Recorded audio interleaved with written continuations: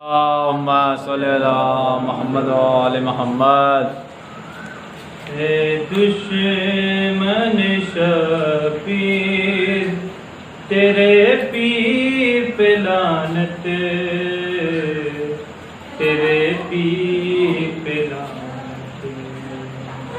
تشریک پہ تشکیک پہ تکفیر پہ لعنت، تکفیر پہ لعنت، ہر عہد کے جھوٹوں کے بڑے پیر پہ لعنت، دشمن شبیر تیرے پیر پہ لعنت، تیرے پیر پہ لعنت، فرزند علی ابن ابی بکر پہ رحمت، مومن نہیں جو آپ سے رکھتا ہو عداوت، حیدر کی ادو آپ کی ہمشیر پہ لعنت، ہمشیر پہ لعنت، حق اس میں نکلتا ہو اگر آل نبی کا، بے باق نہ قرضہ ہو اگر آل نبی کا، اس مال و زر و منصب و جاگیر پہ لعنت، جاگیر پہ لعنت، جو حق کی حفاظت کے لیے کام نہ آئے، مظلوموں کو کمزوروں کو ناحق جو ڈرائے، شمشیر و سنانوں تبر و تیر پہ لعنت، تبر و تیر پہ لعنت، ابلیس ہو فرعون ہو یا آل امیہ، شبیر کا دشمن ہے جو دشمن ہے خدا کا، ہر دور کے ہر دشمن شبیر پہ لعنت، شبیر حاکم کے مظالم کو چھپانے کے لیے تھا، جو خطبہ سجاد چھپانے کے لیے تھا، تکبیر کے اس نعرے تکبیر پہ لعنت، تکبیر پہ لعنت، ناحق ہوا تاراج محمد کا گھرانہ، ہوش امت آسی کو بڑی دیر میں آیا، احساس پشیمانی کی تاخیر پہ لعنت، ساقی پہ لعنتیں، اولاد امیہ ہو کہ ہو وہ بنو عباس، ہو آل محمد کا نہ جن کو ادب و اس فکر پہ، اس خون پہ، اس شیر پہ لعنت، اس شیر پہ لعنت، اے دشمن شبیر تیرے پیر پہ لعنت، تیرے پیر پہ لعنت۔ اللہم صلی علی محمد وآل محمد۔ اعوذ باللہ من الشیطان اللعین الرجیم، بسم اللہ الرحمن الرحیم، الحمد للہ الواحد القہار الجبار، والصلاة والسلام علی سلطان الخلائق اجمعین وسید الاولین والآخرین وخاتم النبیین وشفیع المذنبین ورحمۃ للعالمین، والمکی المدنی الہاشمی القریشی العربی الأمی ورسول المصدق والمصطفى احمد ابو القاسم محمد، اللہم صلی علی محمد وآل محمد۔ المظلومین المنتجبین المنتخبین المیامین العادین المحبوبین، والصلاة والسلام على صاحب العصر والزمان عجل اللہ تعالی فرجہ الشریف، ولعنۃ اللہ علی اعدائهم وغافر حقوقهم ومنکر فضائلهم ومناقبهم وولایتهم اجمعین من الآن الى یوم الدین، اما بعد فقد قال اللہ سبحانہ تبارک وتعالی، بسم اللہ الرحمن الرحیم، ضرب اللہ مثلا للذین کفروا امرأۃ نوح وامرأۃ لوط، صلوات پڑھ دے بر محمد۔ اللہم صلی علی محمد وآل محمد۔ ناظرین السلام علیکم۔ سب سے پہلے تو آپ حضرات کی خدمت میں آج 17ویں ماہ رمضان کی مبارکباد پیش کرتا ہوں، اور دو مناسبتیں ہیں آج جن کی خوشی ہم منا رہے ہیں۔ پہلی مناسبت تو یہ ہے کہ جنگ بدر اسلامی تاریخ کی پہلی جنگ آج فتح ہوئی، اور یوں بھی یہ دن بڑی اہمیت کا حامل تھا۔ اور اس کے بعد پھر دوسری جو مناسبت ہے اس نے تو اس دن کی عظمت میں چار چاند لگا دیے، اور وہ یہ ہے کہ آج کا دن عید امام حسن۔ اب دیکھیے یہ جو بینر پہ عید امام حسن لکھا گیا اور پوسٹر پہ اور اس کے اشتہار پہ عید امام حسن لکھا گیا، اس کی وجہ یہ ہے کہ جس طریقے سے 9 ربیع الاول کو ہم عید جناب زہرا مناتے ہیں، عید جناب سیدہ مناتے ہیں، تو کتنا ہی بہتر ہے کہ آج 17ویں ماہ رمضان کو عید امام حسن منائی جائے، اس لیے کہ آج وہ واصل جہنم ہوئی ہے کہ جس کے حکم پر امام حسن علیہ السلام کے جنازے پہ تیر چلا۔ تو آج عائشہ بنت ابی بکر کا یوم واصل جہنم ہے، اور دیکھیے ہم یہاں پر ایک مقصد ہمارا کسی کی دلازاری یا یہ مقاصد ہمارے نہیں ہے، بہرحال ہمارا مقصد جو ہے وہ یہ ہے کہ ہماری نسلوں تک اور ہمارے لوگوں تک ہم حق پہنچائیں۔ لیکن یہ جو تاریخیں ہیں دشمنان اہل بیت کے واصل جہنم ہو جانے کی تاریخیں، یہ تاریخیں بھی ویسے ہی اسی اہمیت کی حامل ہیں جس اہمیت کی ائمہ اہل بیت کی ولادت کی تاریخیں حامل ہیں۔ دیکھیے جس طریقے سے ائمہ اہل بیت کی ولادت باسعادت کی تاریخ پر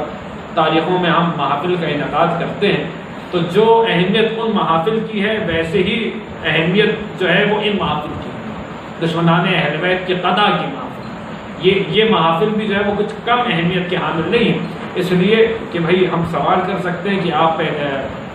کہ آپ جو ہے وہ 13ویں رجب کو یا 3 شعبان کو یا 15ویں ماہ رمضان کو یا اسی طریقے سے 17ویں ربیع الاول کو یا 1 رجب کو یا 5ویں رجب کو یا 11 ذیقعد کو آپ کیوں خوشی مناتے ہیں، آپ کیوں محافل کا انعقاد کرتے ہیں؟ تو آپ کہیں گے کہ صاحب ہم اس لیے ان تاریخوں میں محافل کا انعقاد کرتے ہیں کیونکہ یہ ہمارے ائمہ اہل بیت کی ولادت بسعادت کی تاریخیں ہیں، ان میں ہم محافل کا انعقاد کر کے ان سے ائمہ اہل بیت سے اپنی محبت اور عقیدت کا اظہار کرتے ہیں۔ تو پھر دیکھیے جیسے تولا ہے ویسے ہی تورا ہے۔ امام جعفر صادق علیہ السلام نے فرمایا کہ دین سوائے محبت اور نفرت کے کچھ نہیں، ماں سوائے محبت اور نفرت دین میں کچھ نہیں رکھا ہے۔ دیکھیے دین میں آدم سے محبت ہے، ابلیس سے نفرت ہے، دین میں ابراہیم سے محبت ہے اور نمرود سے نفرت ہے، دین میں موسیٰ سے محبت ہے اور فرعون سے نفرت ہے، دین میں علی سے محبت ہے اور معاویہ سے نفرت ہے، دین میں جناب سیدہ سے محبت ہے اور عمر سے نفرت ہے، دین میں امام حسن سے محبت ہے اور عائشہ سے نفرت ہے، لیکن دین میں سوائے محبت امام حسین سے محبت ہے اور یزید پلید ملعون سے نفرت ہے۔ دین سوائے محبت اور نفرت کے کچھ نہیں، یا محبت ہے یا نفرت ہے۔ تو دیکھیے جس طریقے سے ولادت کی محافل ہیں ان میں ہم محافل منعقد کر کے ائمہ اہل بیت سے اپنی محبت اور عقیدت کا اظہار کرتے ہیں، ویسے یہ جو ایام ہے، چاہے نویں ربیع الاول ہو اور چاہے 17ویں ماہ رمضان ہو، چاہے 22 رجب ہو یا 22 ربیع الثانی ہو، ان تاریخوں میں ہم خوشی کی تقاریب منعقد کر کے دشمنان اہل بیت سے اپنی براءت کا اظہار کرتے ہیں، تبرے کا اظہار کرتے ہیں، براءت کا اظہار کرتے ہیں۔ اور ہمارے یہاں تبرہ مسلمات میں سے، ہمارے یہاں تبرہ ویسے ہی واجب ہے جیسے نماز واجب ہے، ویسے ہی واجب ہے جیسے روزے، تمام واجبات میں ایک واجب، ایک بہت اہم واجب ہے جسے تبرہ کہتے ہیں۔ یہ تو اتنا بڑا واجب ہے، اتنا اہم واجب ہے کہ یہاں کہا گیا، کسی نے امام سے پوچھا کہ مولا فلاں شخص آپ سے محبت کرتا ہے مگر فلاں اور فلاں سے براعت نہیں کرتا۔ مولا علی سے غالباً پوچھا گیا کہ آپ سے محبت کا اظہار کرتا ہے مگر فلاں اور فلاں سے براعت کا اظہار نہیں کرتا، تو امام نے فرمایا کہ اس سے کہو کہ یا تو پوری طرح سے بینا ہو جائے یا پوری طرح سے اندھا ہو جائے، یہ درمیانی، یہ کانا نہ رہے، درمیانی صفت کو نہ اختیار کرے، یا ادھر آئے یا ادھر آئے۔ اور امام نے فرمایا کہ خدا نے کسی کے پہلو میں دو دل نہیں رکھے کہ ایک سے ہم سے محبت کرے اور ایک سے ہمارے دشمنوں سے محبت کرے، یا تو ان کی محبت ہوگی یا ان کے دشمنوں کی محبت ہوگی۔ ہمارے بزرگ علماء کہا کرتے تھے، مجھے یاد آ رہا کہ آقا بہجت رضوان اللہ علیہ سے کسی نے پوچھا کہ آقا صلوات افضل ہے یا تبرہ افضل ہے یا لعنت افضل ہے، تو انہوں نے کہا کہ لعنت کی ضرورت ویسے ہی ہے۔ ان کا کہ دیکھو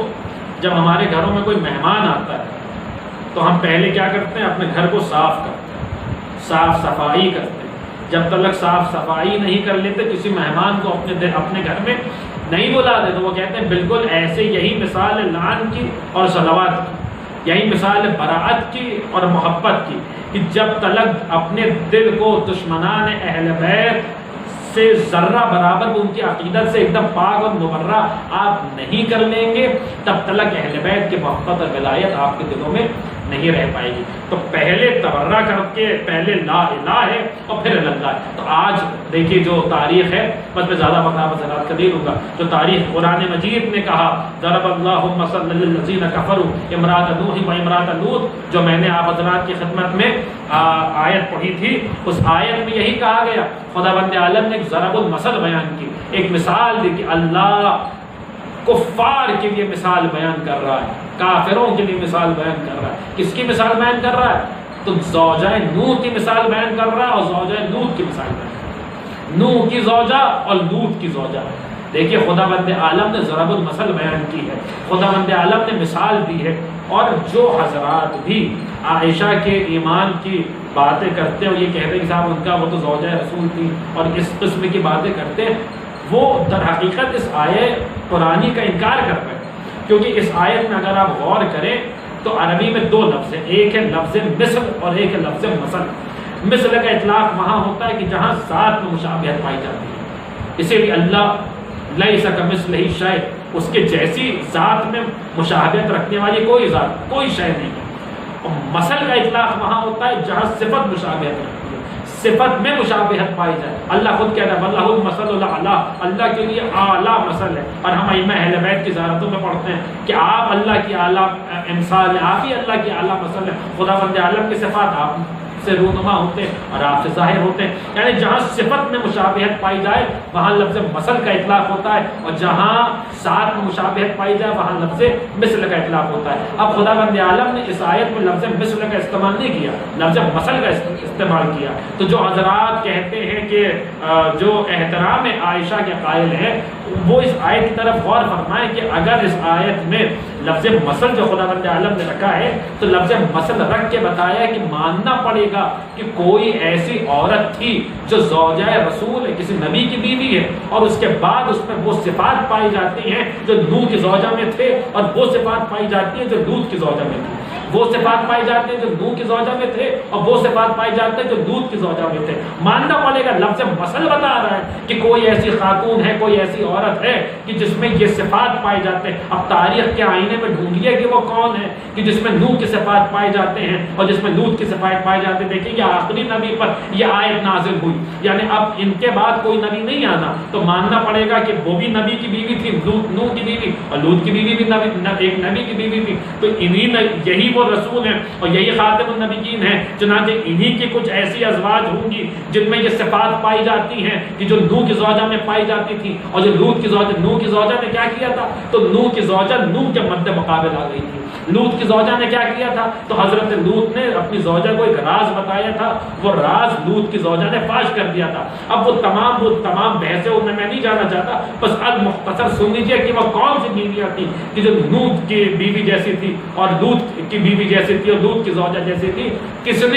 کون ایسی زوجہ تھی جو رسول کے مد مقابل آئی, اور وہ کون سی زوجہ تھی جس نے رسول کے راز کو فاش کیا, رسول کے راز کو عام کیا, جس راز کو بتانے سے رسول اللہ نے منع کیا تھا. تو اگر تاریخ کے آئینے میں دیکھا جائے تو یہ عائشہ بنت ابو بکر ہے کہ جو نفس رسول کے مد مقابل آئی, جو رسول اللہ کی جان کے مد مقابل آئی, جو رسول اللہ کی قلب کے مد مقابل آئی. جنگ جمل میں نفس رسول کے مد مقابل آنے والی عائشہ بنت ابی بکر ہے, اور رسول اللہ کے راز کو عام کرنے والی حفصہ بنت عمر ہے. یہ دو بیویاں ہیں, یہ دو ازواج ہیں جن میں نوح کی زوجہ اور لوط کی زوجہ کے صفات پائے جاتے ہیں. چنانچہ انہی کے لیے خداوند عالم نے سورہ مبارک تحریم آیت نمبر 4 میں ان کی ECG رپورٹ نازل کری اور بتایا کہ ان کے دل ٹیڑھے ہو گئے ہیں. یہ خداوند عالم کی توبہ کرے, ان کے دل فقط سغت قلوبہما, یہ تسمیہ کا صیغہ ہے. دو ایسی زوجہ ہیں رسول خدا کی, دو ایسی بیویاں ہیں کہ جن کے دل ٹیڑھے ہو گئے. خداوند عالم نے بتایا کہ ان کے دل ٹیڑھے ہو گئے, مجھے ملت مسلمہ بتائے. سب اس بات پر اتفاق رکھتے ہیں. عبداللہ ابن عمر کی روایت ہے, اب عبداللہ ابن عباس کی روایت ہے, اور عمر ابن خطاب سے روایت ہے کہ یہاں اس آیت میں عائشہ اور حفصہ مراد ہیں. تو مجھے کوئی ایک آیت ایسی دکھلائیں کہ جس آیت میں خداوند عالم نے اس آیت کو منسوخ کیا ہو اور کہا ہو کہ خدا کہ انہوں نے توبہ کر لیا اور انہوں نے استغفار کر لیا. اگر وہ آیت نہیں دکھلا سکتے تو ماننا پڑے گا کہ یہ دو ایسی بیویاں تھیں کہ جن کے دل ٹیڑھے تھے. یہ وہ ہیں کہ دیکھیے رسول خدا نے کہا ہم کیوں کہ محفل کا انعقاد کر رہے ہیں, کیا ضرورت ہے ہم اس محفل کا انعقاد کرنے کی. ہم دنیا کو بتانے کے لیے اس محفل کا انعقاد کر رہے ہیں کہ ان کے کرتوتے کیا ہیں, ان کا کردار کیا ہے. جو آج اسلام کے نام پر جو باتیں ہو رہی ہیں اور اسلام کو بدنام کیا جا رہا ہے, اس میں بہت بڑا ہاتھ عائشہ بنت ابی بکر کا. اگر یہ جو روایات عائشہ سے روایت ہیں اور جو باتیں جو ہے وہ صحیح بخاری اور موطا امام مالک جیسی کتابوں میں موجود ہیں جن کی وجہ سے رسول اللہ کی بے حرمتی ہوتی ہے. ہم کچھ بھی ہو جائے ہم اپنے رسول کی بے حرمتی کس طریقے سے گوارا کر سکتے ہیں. اس کی وجہ سے ہمارے رسول کی توہین ہوتی ہے جو روایات جو ہے عائشہ بنت ابی بکر سے منقول ہے. اور دیکھیے رسول خدا نے معجم الطبرانی پڑھی ہے, کتنی کتابیں ہیں کہ جہاں پنجتن جمع ہیں, جناب سیدہ ہیں, مولا علی ہیں, امام حسن, امام حسین ہیں. رسول اللہ نے کہا کہ جو ان سے جنگ کرے گا گویا اس نے مجھ سے جنگ کری. کس نے علی سے جنگ کری؟ کون جمل میں آیا تھا, کون جمل میں آئی تھی علی کے مد مقابل؟ کس کی گردن پہ 3000 مسلمانوں کا خون ہے. یہ خود کو ام المومنین کہنے والی ایک ایسی ماں ہے کہ جس کی گردن پہ 3000 اپنی ہی اولاد کا خون ہے, اور علی کے مد مقابل آئی جنگ جمل میں. عزیزان گرامی قدر, یہ رسول نے کہا تھا میں اس سے جنگ کر, اس نے مجھ سے جنگ کری جس نے اس سے جنگ کری. اور ہم یہ جو محفل کر رہے ہیں یہ ہم نے ایک عہد کیا تھا, اپنے اماموں سے عہد کیا, انی سلم لمن سالمکم وحرب لمن حاربکم, کہ ہم اس سے برسر پیکار ہیں جو آپ کے مد مقابل آئے اور آپ سے جنگ کرے. ہم اپنی ایسی ہی محافل کر کے بتاتے ہیں, تبرہ کر کے بتاتے ہیں کہ مولا جو ہم نے عاشور والے دن وعدہ کیا تو اس وعدے پہ ہم ثابت قدم ہیں. بس آخری کچھ باتیں عائشہ کی, ویسے تو ایک طویل فہرست ہے جرائم کی, کہ لیکن اس وقت کیونکہ بالکل دامن وقت میں گنجائش نہیں ہے, بہت جلدی ایک مثلا جو کہا جاتا ہے کہ یہ جو ہے وہ رسول کی زوجہ ہیں, ان میں کچھ نہ کہا جائے. تو اگر آپ سن لیجئے کہ اگر رسول کی زوجہ ہونے کی وجہ سے ان کو کچھ نہ کہیے, کہ دیکھیے یہ بات میں اپنے لوگوں کے لیے کہہ رہا ہوں جو خود کو شیعہ کہتے ہیں اور پھر اس قسم کی باتیں کرتے ہیں. غیروں سے میرا خطاب نہیں ہے یہاں پہ, میں غیروں کو مخاطب نہیں کر رہا ہوں. جو اپنے اس قسم کی باتیں کرتے ہیں, پھر آپ نوح کی زوجہ کا بھی احترام کیجیے. وہ بھی تو آخر ایک رسول کی زوجہ تھی. آپ لوط کی زوجہ کا بھی احترام کیجیے, آخر وہ بھی تو ایک نبی کی زوجہ تھی. بھیا یہ کیا بات ہے کہ آپ کو صرف جب زوجہ ازواج کی بات آتی ہے تو آپ کو عائشہ ہی یاد آتی ہے؟ پھر آپ حفصہ کا بھی احترام کیے, پھر آپ جو ہے وہ جعدہ کا بھی احترام کیجیے جو امام حسن کی زوجہ ہے, پھر آپ جعدہ بنت اشعث کا بھی احترام کیجیے. تاریخ آگے بڑھائیے, پھر یہیں پر کیوں رک جاتے ہیں؟ پھر آپ ام فضل کا بھی احترام کیجیے جو امام محمد تقی کی زوجہ ہے, جس نے ناب امام کو زہر دیا, مامون رشید کی بیٹی. تو دیکھیے یہ پوری تاریخ ہے نا. ہم وہ ہیں کہ جو رشتہ داریوں کا احترام نہیں کرتے, ہم کردار کا احترام کرتے ہیں. زوجہ فرعون کی بھی ہو, اگر با کردار ہے, با عفت و عصمت ہے, اگر موسیٰ جیسی نبی کو پال رہی ہے, تو ہم اس بیوی کا احسان مانتے ہیں اور اس پہ لاکھوں سلام بھیجتے ہیں. اور زوجہ چاہے نوح کی زوجہ بھی کیوں نہ ہو, اگر اپنے نبی کے مد مقابل آ جائے, اپنے زمانے کے حجت کے مقابلے پہ آ جائے, تو ہم اس پہ لعنت کرتے ہیں. ہمارے کردار اہمیت رکھتا ہے, ہمارے یہاں رشتہ داریاں اہمیت نہیں رکھتی. اور دیکھیے بس آخری کلام, یہ تو وہ ہے کہ جس نے زوجیت میں رہ کر رسول اللہ کی مخالفت کری. آپ پڑھیے کتابیں, سیرت کی کتابیں پڑھیے, ابن ہشام وغیرہ کو پڑھیے, آپ معجم الطبرانی پڑھیے, مسند ابن ابی شیبہ پڑھیے. یہ اس قسم کی روایتیں نہیں ہے کہ عائشہ نے رسول اللہ سے زندگی میں کہا کہ آپ خود کو اللہ کے رسول سمجھتے ہیں. یہ عائشہ نے رسول اللہ سے کہا تھا کہ آپ خود کو اللہ کے رسول سمجھتے ہیں. یعنی اس کا مطلب ہے کہ یہ اللہ کا رسول ان کو نہیں سمجھتی تھی,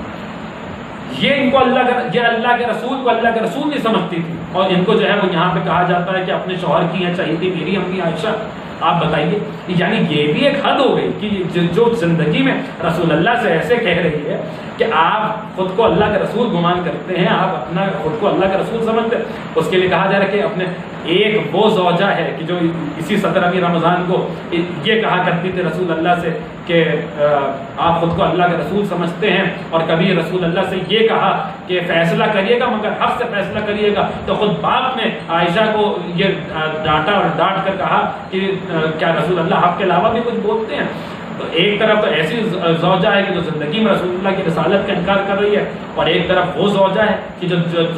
اسی 10ویں رمضان کو جو دنیا سے رخصت ہوئی تو رخصت ہوتے وقت وصیت کر کے گئی کہ آپ اپنا کرتا مجھے کفن کے طور پہ دیجیے گا, اپنا قمیض مجھے کفن کے طور پہ دیجیے گا. ایک طرف ایسی زوجہ ہے کہ اس پر ہماری جان قربان واقعاً ام المومنین ہے, اور ایک طرف یہ زوجہ ہے جو رسول اللہ کی زندگی میں رسول اللہ کے مد مقابل آ رہی اور رسول اللہ کا احترام نہیں کرتی. دیکھیے اب بس ایک اہم موضوع, اور وہ جس کے لیے کہا جاتا ہے ہمارے یہاں کہ صاحب یہ زوجیت کا آپ پاس رکھیے. تو میں ایک بات کہہ دوں کہ علی کے مد مقابل آنے کے بعد اب وہ زوجہ اور شوہر کا رشتہ ختم ہو چکا ہے. جو رشتہ تھا بھی تو قرآن مجید نے ام المؤمنین کہا کہ وہ رشتہ ختم ہو چکا ہے. وہ یوں ختم ہو چکا ہے کہ ہمارے یہاں یہ شرعی مسئلہ ہے, نکاح دو طریقے سے ٹوٹتا ہے. یا تو شوہر زوجہ کو طلاق دے دے, اس سے بھی نکاح ٹوٹ جائے گا, یا شوہر اور زوجہ میں سے کوئی ایک بھی کافر ہو جائے, ایمان ختم ہو جائے, تو نکاح فسخ ہو جاتا ہے, اپنے آپ نکاح ٹوٹ جاتا ہے. اور ہمارے یہاں یہ شرعی مسئلہ ہے کہ خارجی خارج از ایمان ہے, جو بھی خروج کرے امام کے خلاف وہ ایمان سے نکل جاتا ہے, پھر اس کا ایمان برقرار نہیں رہتا. تو عائشہ نے خروج کیا یا نہیں کیا؟ جس دن اس نے پہلا قدم گھر سے نکالا تھا اسی دن یہ رسول اللہ کی زوجیت سے نکل گئی. علی کے مد مقابل جس دن یہ باہر آئی, دیکھیے علی تو پھر بھی یہ تو اپنے شوہر کی نہ ہوئی. صحیح بخاری میں جب تلک یہ روایت موجود ہے کہ رسول اللہ نے آخری وقت دوا پلانے سے منع کیا اور اس نے زبردستی رسول اللہ کو دوا پلائی, تب تلک ہم یہ بات کہتے رہیں گے کہ رسول اللہ اپنی طبعی موت سے نہیں دنیا سے رخصت ہوئے تھے, بلکہ رسول اللہ کا قتل کیا گیا ہے. اور تاریخ کے آئینوں میں جا کر اس کانسپریسی کو, یہ جو قتل پیغمبر اسلام کی کانسپریسی ہے, اس کو مسلمان سمجھیں کہ کس کا ہاتھ تھا قتل رسالت معاب میں. تاریخ کائنات عالم و آدم کی سب سے افضل خداوند عالم کے حبیب کے قتل میں, ان کی شہادت میں کس کا ہاتھ تھا. اور آج ہم یوں بھی خوشی منائیں گے کہ وہ دنیا سے رخصت ہوئی ہے جس نے جناب سیدہ کے رخصت ہونے پر اور ان کی شہادت میں خوشی کا اظہار کیا تھا. جب تک ہمارے یہاں مشارق الانوار، اب یہ میں اپنے لوگوں کے لیے بات کہہ رہا ہوں، مشارق الانوار والیقین میں یہ روایت موجود ہے کہ 21ویں رمضان کو مولا علی کی شہادت کے بعد عائشہ نے بنی عدی اور بنی تمیم کے لوگوں کو بلا کر عیدی بانٹی، علی کی شہادت پہ عیدی بانٹی۔ تب تک ہم 17ویں رمضان کو اپنی خوشی کا اظہار کرتے رہیں گے اور اس طریقے سے براعت کا اظہار کرتے رہیں گے۔ یہ وہ ہے کہ جو رسول اللہ کی زندگی میں رسول اللہ کے سامنے آئی، یہ وہ ہے جو رسول اللہ کے قتل میں جس نے زبردستی، صحیح بخاری کے جملے، ہمارے یہاں تو روایت مختلف ہے، صحیح بخاری میں روایت ہے کہ زبردستی جو ہے دوا پلائی، جس دوا کو رسول اللہ نے پلانے سے منع کیا تھا، اس نے وہ دوا پلائی، اور جس نے جناب سیدہ کی شہادت پہ خوشی کا اظہار کیا، یہ وہ ہے آج وہ دنیا سے رخصت ہوئی ہے کہ جس نے مولا علی کی شہادت پہ عیدی بانٹی، جب مولا علی کی زندگی میں ان کے مد مقابل آ کے کھڑی ہوئی۔ کیا لوگوں کے یہ کون سی عدالت ہے کہ محمد ابن ابی بکر کو آپ فراموش کر دیں اور عائشہ بنت ابی بکر آپ کو یاد رہیں۔ ہماری جان قربان ہو محمد ابن ابی بکر پر، اور ہم اسی طریقے سے عائشہ بنت ابی بکر سے اظہار برات کرتے رہیں گے۔ آج عید امام حسن ہے، وہ دنیا سے رخصت ہوئی ہے کہ جس نے امام حسن کے جنازے پہ تیر چلوائے۔ اور عزیزان گرام قدر، یہ بھی ایک عجیب حسن اتفاق ہے کہ اب مسلمان فیصلہ کریں کہ ان کو اپنی ام المومنین عزیز ہیں یا اپنے خال المسلمین عزیز ہیں کہ ان کے ماموں کے ذریعے آج ان کی ماں کا بہرحال یہ ہلاکت ہوئی ہے، اور اب اس میں وہی فیصلہ کریں کہ کون حق پہ تھا کون باطل پہ تھا۔ اور بہرحال ہم تو جب تاریخ کے ہر موڑ پہ ہم جب بستر پہ جاتے ہیں تو ہمیں یہ سکون رہتا ہے، یہ اطمینان رہتا ہے، اسی اطمینان کے ساتھ ہم دنیا سے رخصت ہوں گے کہ خدایا کل اگر ہم جمل میں ہوتے تو ہم کدھر ہوتے، اگر ہم صفین میں ہوتے تو ہم کدھر ہوتے۔ بہرحال امت مسلمہ کو فیصلہ کرنا چاہیے کہ وہ اگر جمل کے موقع پر ہوتے تو آج کے زمانے کے مسلمان تو کس طرف ہوتے۔ بہرحال آج کی تاریخ ہے، اور مجھے خطیب العرفان کے 4 مصرے یاد آ رہے ہیں، اور یہی پہ بات تمام کر دوں گا کہ مسلمانوں میں جو ام المؤمنین مشہور ہیں ان کی باتوں نے ڈبو کر رکھ دیا مادر کا، اپنے کتنی شوہر سے کس قدر شوہر سے الفت تھی خدا جانے، مگر آگ لگ جاتی تھی سن لیتی تھی جب دیور کا نام۔ تو بہرحال خدا بند عالم آج کی تاریخ کی مناسبت سے جتنے بھی ہماری جو بھی حاجتیں ہیں انہیں اپنی بارگاہ میں شرف قبولیت عنایت فرمائے، اور جلد از جلد منتقم کربلا کا ظہور ہو، اور جتنے بھی دشمنان اہل بیت ہیں ان کو ہم اپنی آنکھوں سے ان پر عذاب نازل ہوتے ہوئے دنیا میں بھی دیکھیں، اور بہرحال آخرت میں تو ان کے لیے خدا بند عالم نے بہترین عذاب کا اہتمام کیا ہوا ہے۔ وآخر الدعوانا ان الحمد للہ رب العالمین، ربنا تقبل منا انک انت السمیع العلیم۔